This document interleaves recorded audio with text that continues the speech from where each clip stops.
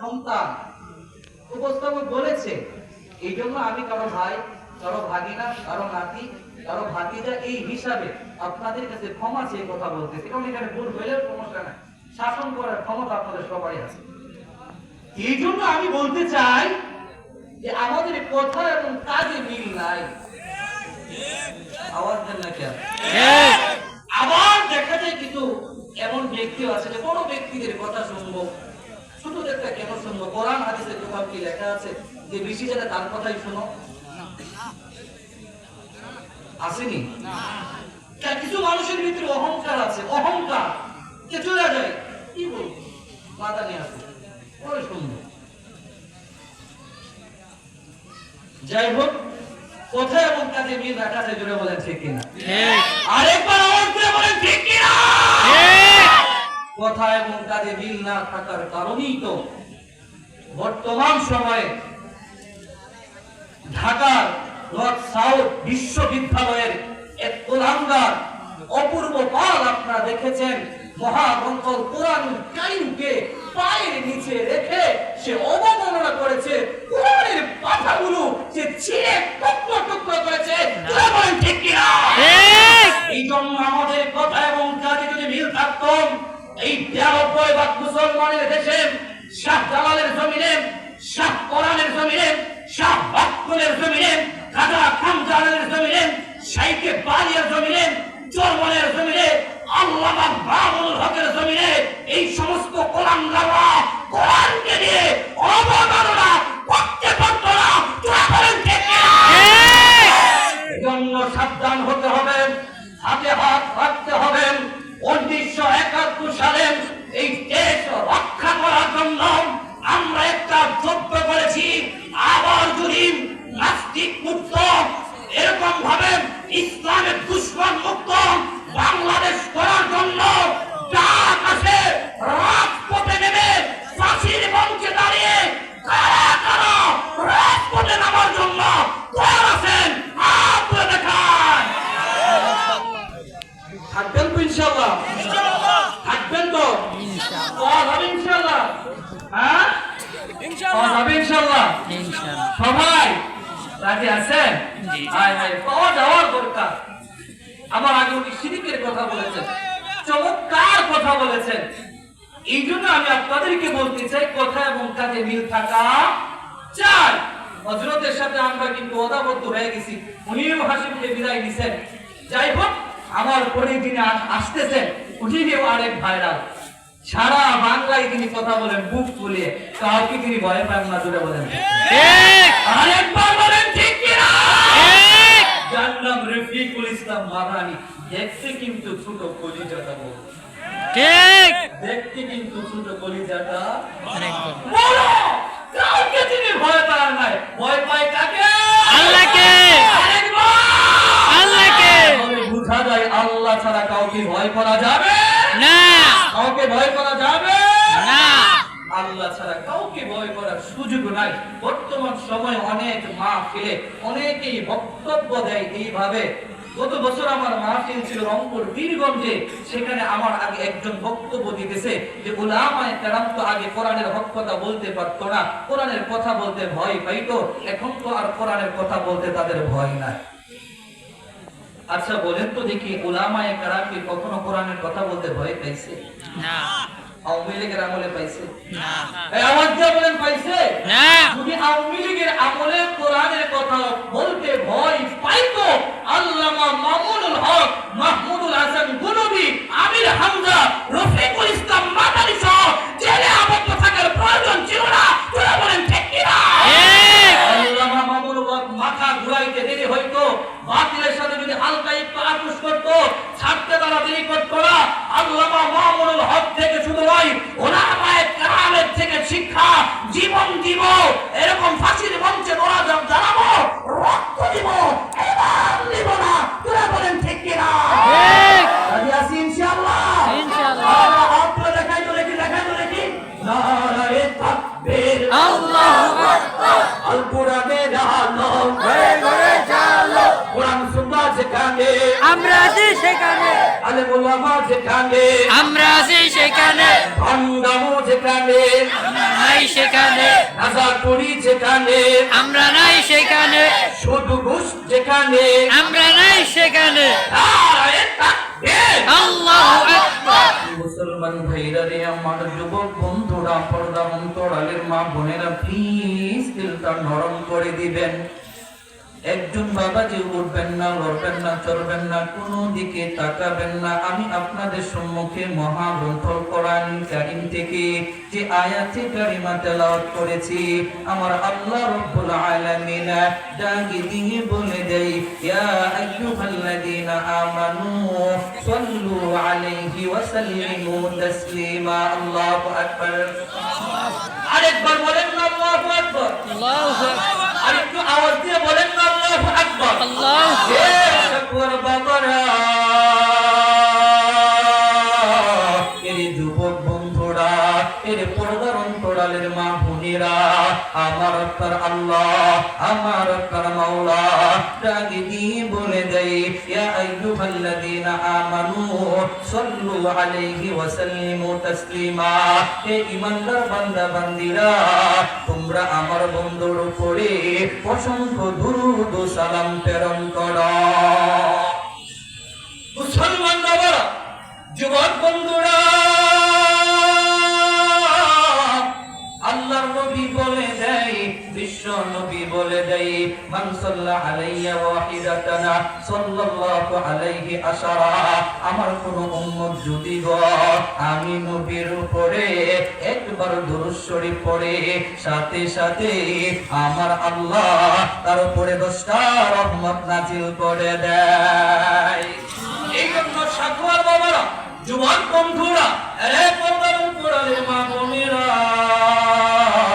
অল্প সময়ের মধ্যে দুরূদের একটা ফজিলত বলি আমি আপনাদের কাছ থেকে বিদায় নিব। দুরূদের একটি গুরুত্বপূর্ণ ফজিলত বলতে চাই। হাশরের ময়দান যেদিন কায়েম হবে, আরে বাবারা ভাইয়ারা, সেই হাশরের কঠিন ময়দানে আল্লাহ রাব্বুল আলামিন কিছু কিছু মানুষের মাথাকে উঁচু করে দিবে, মাথাকে উঁচু করে দিবে। সব থেকে উঁচু যে মাথাটা হবে, সেটা হবে আমার আপনার আদি পিতা হযরত আদম আলাইহিস সালামের। হাশরের কঠিন ময়দানে, ময়দানে মাশরে, যে ময়দানে কেউ কাউকে চিনবে না, কেউ কাউকে পরিচয় দেবে না।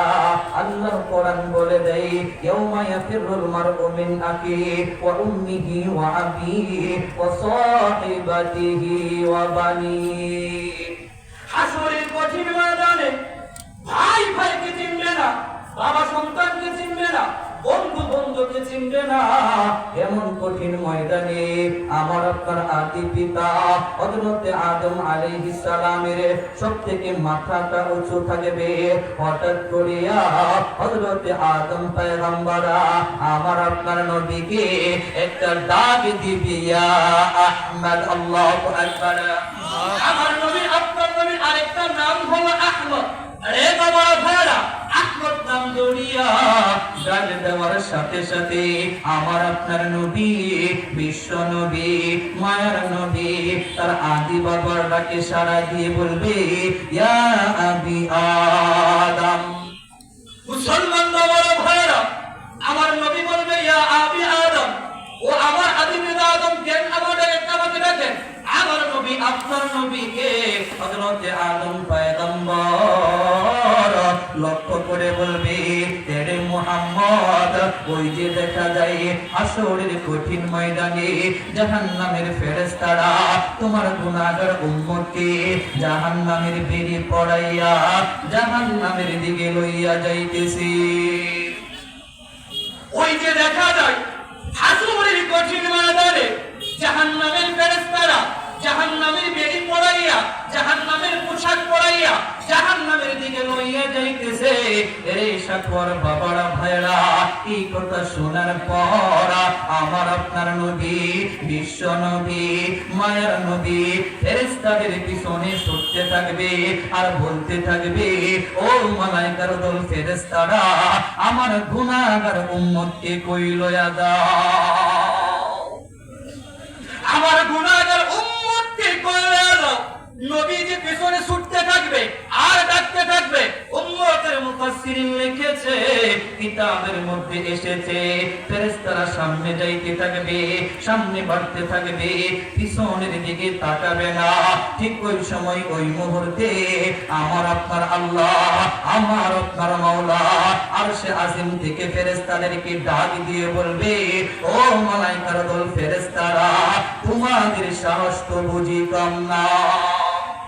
আমার বন্ধু আমার হাবিব তোমাদেরকে ডাকে, আর তোমরা সামনে বাড়ো। আরে মালায়েকার দল ফেরেশতারা আরেক কদম সামনে বাড়তে পারবো না, আর আগাইতে পারবো না। আরে সাকবার বাবার ভাইরা, উম্মতের মুফাসসিরিন লিখেছে ফেরেশতারা দাঁড়িয়ে যাবে, আমার আপনার নবী, বিশ্ব নবী, মায়ার নবী মালায়েকার দল ফেরেশতাদেরকে বলবে, ও মালায়েকার দল ফেরেশতারা, আমার গুনাহগার উম্মতকে কই লইয়া দাও, আমার গুনাহগার উম্মতকে কই লইয়া দাও। মালায়েকার দল ফেরেশতারা বলবে, ইয়া রাসূলুল্লাহ, ইয়া হাবিবাল্লাহ, ওগো আল্লাহর নবী, ওগো বিশ্ব নবী, ওগো উম্মতের দরদি নবী, আপনার গুনাহগার উম্মতের আমলনামা মিজানের পাল্লাই তোলা হয়েছিল। এক পাল্লাই নেক আমল তুলিয়া, আরেক পাল্লাই বদ আমল তুলিয়া মিজানের পাল্লা যখন টান দেওয়া হয়, আপনার গুনাহগার উম্মতের নেকের পাল্লাটা হালকা হয়ে যায়। এই জন্য আল্লাহর হুকুমে সে জাহান্নামী হয়ে যায়। আমরা জাহান্নামে লইয়া যাইতেছি, আমরা জাহান্নামে লইয়া যাইতেছি। মুসলমান বাবারা ভাইরা, এবার আমার আপনার নবী, বিশ্ব নবী, মায়ার নবী মালায়েকার দল ফেরেশতাদেরকে ডাক দিয়ে বলে, ও মালায়েকার দল ফেরেশতারা, আমার গুনাহগার উম্মতের আমলনামা আমি নবীর সামনে একটু মেপে দেখাও না। আল্লাহু আকবার, আরেকবার বলে আল্লাহু আকবার। এই মালায়েকার দল ফেরেশতারা আমার গুনাহগার উম্মতের আমলনামা আমি নবীর সামনে একটু মেপে দেখাও না। আরে সাকর বাবারা, এরে যুবক ভাইয়া, এরে পর্দার অন্তরালের মা বোনেরা, মালায়েকার দল ফেরেশতারা আবার মিজানের পাল্লার সামনে চলে যায়। এক পাল্লাই নেক আমল রাখিয়া, আরেক পাল্লাই বদ আমল রাখিয়া আবার মিজানের পাল্লা টান দেয়। একদিন আপনার আমলনামা মিজানের পাল্লায় তোলা হবে, ওয়াউদিয়াল কিতাব আমলনামা পেশ করা হবে। এক পাল্লাই নেক আমল রাখিয়া, আরেক পাল্লাই বদ আমল রাখিয়া মিজানের পাল্লা যখন টান দেয়, আবার আগের মতো করিয়া নেকের পাল্লাটা হালকা হইতে থাকে, আর বদ আমলের পাল্লাটা ভারী হইতে থাকে। নেকের পাল্লাটা আবার হালকা হয়, উপরের দিকে উঠতে থাকে। আরে সাধুয়ার মুসলমান বাবুপুরের ভাইরা, নগর চোরের বন্ধুরা, ঠিক ওই মুহূর্তে ওই সময় আমার আপনার নবী, বিশ্ব নবী, মায়ার নবী পকেট থেকে একটা কাগজের টুকরা বের করিয়া নেক আমলের পাল্লাই দিয়ে দেয়। নেক আমলের পাল্লাই কাগজের টুকরা দিতে দেরি হয়, নেকের পাল্লাটা ভারী হইতে দেরি হয় না। আল্লাহু আকবার, আরেকবার বলে আল্লাহু আকবার। মুসলমান বাবারা ভাইরা, কিশোরের বন্ধুরা, একটু বলেন দেখি, নেকের পাল্লা যখন ভারী হয়ে গেছে, এই আল্লাহর বান্দা এখন জান্নাতি না জাহান্নামী? জান্নাতি। আরেকটু আওয়াজ দেন। এই এতগুলো লোকের আওয়াজ কি এই হয়? দেখছেন, হকের পক্ষে আওয়াজ দিতে আমরা রাজি না। এতগুলো লোক যদি আজকে নৌকা অথবা ধানের মিছিলে পাঠানো হইতো, হায় হায় হায়, কিয়ামতের একটা ছোটখাটো আলামত দেখালে একটু ধরে বলে ঠিক, ধরে বলে ঠিক না? আমার ভাই, তোমার ভাই, অমুক ভাই, অমুক ভাই, অমুক ভাইয়ের তুলনা কারো সাথে যায় না। যাবে কিভাবে? কম চুরি তো অন্য কেউ করে না। ধরে বলেন ঠিক কিনা? কম চুরি কর, দাও চুরি কর, তেল চুরি কর, তারপরে শীতের কম্বল চুরি কর, এই সমস্ত চুরিগুলো কিছু আছে, সবাই কর না। ধরে বলেন ঠিক কিনা?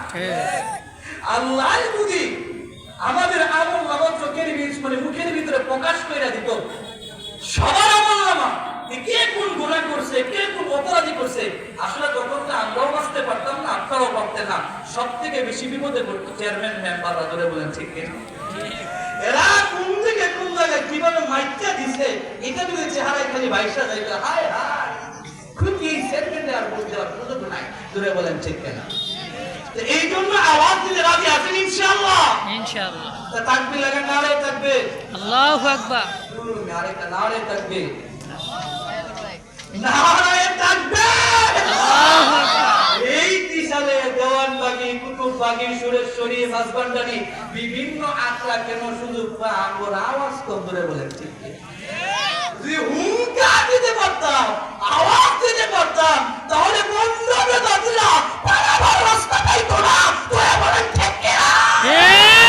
শাহজালালের হুঙ্কার, শাহজালালের হুঙ্কার, আল্লামা মামুনুল হকের হুঙ্কার, বাতিলের অন্তর থরথর করে কাঁপে।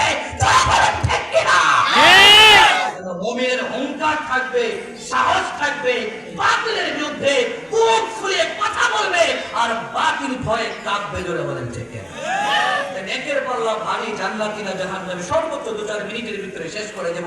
আমাদের ত্রিশালের গর্ব, উলামায়ে কেরামের সেরেতাজ, আমার প্রিয় মানুষ হযরতুল আল্লাহ হযরত মাওলানা মুফতি জহুরুল ইসলাম দামাত বারকাতুম এসে গেছেন। উনি কথা বলবেন। আসলে মূলত আমি এমনিতেও আজকে কথা বলতে ভয় পাইতেছিলাম, এমনিতেও একটু ভয় লাগতেছিল কথা বলতে। আল্লাহর মেহেরবানিতে আপনাদের এই ছেলে, বাংলাদেশের এমন কোন জেলা নাই যে আমি কোরআনের কথা বলি নাই। আল্লাহ সব জায়গায় আমাকে কোরআনের কথা বলার সুযোগ দিছে। অনেক জায়গায় গিয়ে ত্রিশালের কথা বললে চিনে না। ত্রিশাল যে উপজেলা আছে অনেক জায়গায় জানেও না। এখন বলতে পারেন উপজেলা জানে না, আপনি কয়টা উপজেলার নাম জানেন? অনেক জেলাই তো আপনি চিনেন না। আল্লাহ অদম্য কোরআনের কথা বলার সুযোগ দিছে আপনাদের ভালোবাসায়। কিন্তু আজকে ভয় পাইতেছিলাম, একটু আমার নিজের এলাকা অনেকেই চিনে, আবার এখানে বেশিরভাগ হলো আলেম এবং উলামা এবং তুলামা। নবীজি বলেন খায়রুকুম মান তাআল্লামাল কুরআনা ওয়া আল্লামা। দুনিয়ার মধ্যে তারা শ্রেষ্ঠ যারা কোরআন শিখে এবং শেখায়। আজকে আমার নজরে এই মাহফিলে অধিকাংশই দেখছি এই শ্রেষ্ঠ মানুষ। আর শ্রেষ্ঠ মানুষের সামনে কথা বলতে এমনি ভয় লাগে, আর যে হালকা ভয় থাকে ভিতর থেকে কথা আসতেও চায় না। তুই বলে ঠিক কিনা? ভয় কিন্তু মারাত্মক এক জিনিস। এই জন্য ভয়ে ভয়ে আপনাদের সামনে একটু কথা বলছি। যদিও ভুল হয় তাহলে ক্ষমা চাওয়ার সুযোগ আমার আছে। তুই বলেন ঠিক কিনা? এই জন্য বলতেছিলাম নেকের পাল্লা ভারী, জান্নাতি না জাহান্নামী? জান্নাতি বান্দা যখন জান্নাতে হয়ে গেছে, উম্মতের মুফাসসিরিন কিতাবের মধ্যে লেখছে সাথে সাথে জান্নাতি ফেরেশতারা আইসা হাজির হয়ে গেছে, জাহান্নামের বেড়ি খুলছে, জাহান্নামের পোশাক খুলছে, জান্নাতের পোশাক পরায়া কিতাব লেখে বান্দাকে বলে আহলান সাহলান মারহাবান, গো টু দা জান্নাত। জান্নাতের দিকে টানতেছে। সুবহানাল্লাহ, কাছে বলে আরেকবার বলেন, আর উপরে বলে জান্নাতের দিকে টানতেছে। চলো জান্নাতে, চলো চলো, ওয়েলকাম, মারহাবা, ধন্যবাদ, শুভেচ্ছা সব দিয়ে জান্নাতের দিকে ডাকে, টানতেছে। কিতাবের মধ্যে লেখক লেখে, উম্মতের মুফাসসিরিনরা বয়ান করে, বান্দা এবার থামা গেছে। থামো থামো, পাগলা হয়ে গেল। পাওয়ার পাইছে না? পাওয়ারটা কেমন দেখছেন না? কেমন দামি পাওয়ারের দাম আছে না? আজ থেকে 1.5 বছর আগে যাদের পাওয়ার ছিল আজকে কি তাদের আছে? এখন নতুন আবার অনেকেরই পাওয়ার চলে আসছে। বলে ঠিক কিনা? পাওয়ার অনেকেই সালাম দেবে, বলে ঠিক কিনা? পাওয়ার এক দামি জিনিস। এখন তো জান্নাতি পাওয়ার হয়ে গেছে, পাওয়ার চলে আসছে। থামো, পাগল হয়ে গেল কেন? হ্যাঁ, আমি তো জাহান্নামী ছিলাম, জাহান্নামের টিকিট কাটছিলাম, জাহান্নামের গাড়িতে উঠছিলাম, জাহান্নামের রওনাও দিয়েছিলাম। কি আমার জাহান্নামের টিকিট ছিলা, জাহান্নামের গাড়ি থেকে নামায়া জান্নাতের টিকিট দিয়া জান্নাতের গাড়িতে উঠাইছে, তার সাথে পরিচয় না হয়ে জান্নাতে যাব? আরেকবার বলেন না আল্লাহ আল্লাহ। তার সাথে পরিচয় না হয়ে জান্নাতে যাব? নবীজি যাইতে থাকবে আর ওই উম্মত পিছনে ছুটতে থাকবে, কিতাব লেখে পিছন দিয়ে ডাকতে থাকবে, কে গো আপনি কে, কে গো আপনি কে, আপনার পরিচয়টা আমার একটু দেয়া যান, আপনার পরিচয়টা আমার একটু দেয়া যান। নবীজি কিতাব লেখে দাঁড়ায় যাবে, হাত দুইটা এইভাবে বাড়ায় দিবে, আর উম্মতকে বুকে নিবে, বুকে নিয়ে বলবে আমারে বুঝি ছিল না, আমারে বুঝি ছিল না। দুনিয়ায় ওই যে দারুল হিকমা মহিলা মাদ্রাসার মা বসে কার উপরে না গুরু শরীফ কার ভালোবাসায় না দুরূদ শরীফ পড়ছিলা, কার মুহাব্বতে না দুরূদ পড়ছিলা? আমি তো হইলাম সেই আখিরি নবী মুহাম্মদুর রাসূলুল্লাহ সাল্লাল্লাহু আলাইহি ওয়াসাল্লাম। এমন এক নবী পাইছেন, এমন এক নবীর উম্মত হইছেন, যে নবী হাসরেও ভুলে নাই, যে নবী এখনো পর্যন্ত মদিনায় রওজায় শুয়ে শুয়ে উম্মতি বলে কাঁদে। কঠিন ময়দান যেদিন কায়েম হয়ে যাবে, কিতাবের মধ্যে আসছে, সেদিন আদম পয়গম্বর বলবে নাফসি নাফসি, নূহ পয়গম্বর বলবে নাফসি নাফসি, দাউদ পয়গম্বর বলবে নাফসি নাফসি, মুসা কালিমুল্লাহ, ঈসা রূহুল্লাহ, সমস্ত সাহাবায়ে কেরাম, ওলি আল্লাহ, গাউস, কুতুব, মুত্তাকি, পরহেজগার, মুমিন বান্দারা সবাই সেদিন বলবে নাফসি নাফসি, আল্লাহ আমাকে বাঁচাও, আল্লাহ আমাকে বাঁচাও।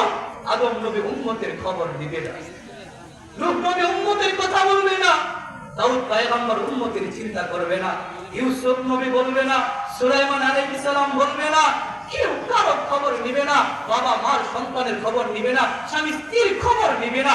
এবং কঠিন ময়দানে সবাই যেদিন বলবে আল্লাহ আমারে বাঁচাও, আমারে বাঁচাও, উম্মতের মুফাসসির লেখে সেদিন হাসরের ময়দানে একটা চূড়া থেকে আওয়াজ ভেসে আসবে, উম্মতি উম্মতি উম্মতি।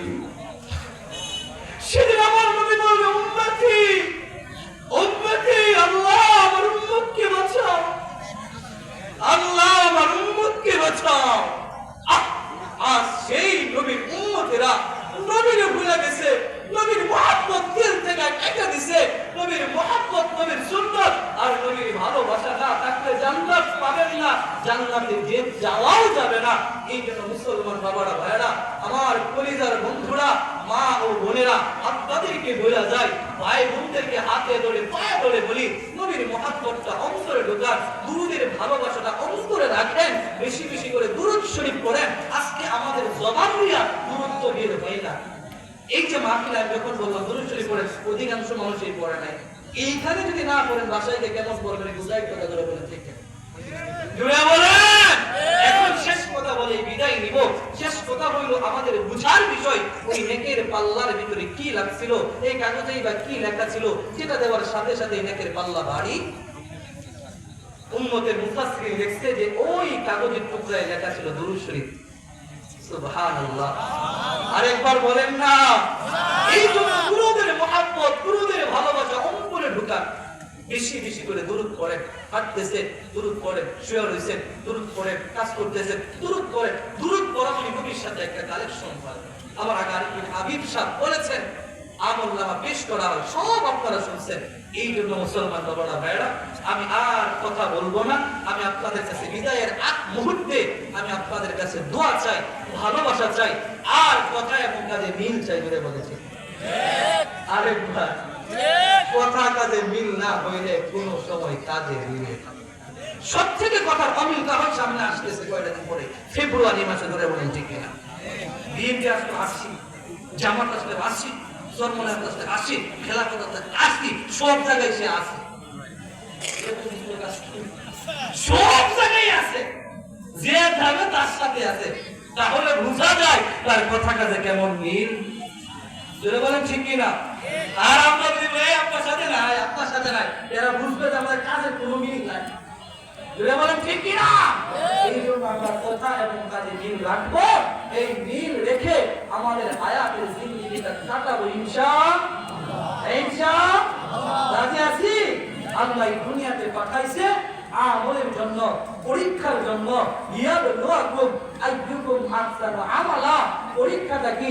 ভালো কাজ, সৎ কাজ, নেক কাজ। সেই পরীক্ষায় আমরা সকলেই পরীক্ষার্থী।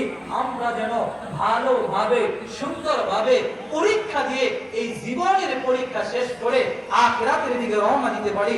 আল্লাহ আমাদের সবাইকে সেই তৌফিক দান করুক। সকলে বলেন আমিন। সকলে ভালো থাকবেন, সুস্থ থাকবেন, আমার জন্য দোয়া করবেন। আজকে এই পর্যন্তই, বিদায় নিলাম। আসসালাম।